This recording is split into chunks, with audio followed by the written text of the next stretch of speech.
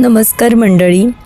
आज मी तुम्हाला आपलं इंडियातलं सुपरफूड म्हणजे सत्तू, जे प्रोटीन रिच आहे खऱ्या अर्थाने, त्याचे लाडू कसे करायचे हे आज दाखवणार आहे. आपण इथे 1 कप सत्तूचं पीठ घेतलं आहे आणि ते तुपात आपण भाजून घेणार आहोत. बेसन लाडू करताना जेवढं बेसन भाजावं लागतं तेवढा वेळ सत्तूला लागत नाही, कारण की सत्तूचं पीठ हे आधीच मुळात रोस्ट करूनच बनवलेलं असतं. त्यात मग आपण अर्धा कप खारीक पावडर घालणार आहोत. साधारण एवढं भाजून झालं की आता आपण बघू शकतो. आणि गूळ किंवा पिठी साखर, मी पावडर्ड गूळ वापरला आहे. आता गूळ साखर कमी वापरायला लागावी म्हणूनच आपण खारीक पावडर घातली आहे. आणि त्यानंतर आपण नट पावडर घातली आहे. आपण नट पावडरची रेसिपी याआधीही आपल्या चॅनलवर दाखवली आहे, त्यामुळे तुम्हाला जर ती माहीत नसेल तुम्ही चेक करू शकता. आणि वेलची पावडर चवीला छान लागतेच.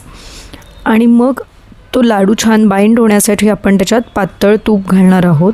आणि हे सगळं व्यवस्थित एकत्र करून घ्यायचं आहे आपल्याला. आपण बघू शकतो की आपल्याला लाडू वळता येईल एवढी कन्सिस्टन्सी होईपर्यंत त्या प्रमाणात पातळ तूप लागतं, खूप नाही लागत. आणि मग त्याचे आयदर बाईट साईज लाडू किंवा मोठे लाडू, मोठ्या माणसांसाठी हवे असतील तर मोठ्या मुलांसाठी.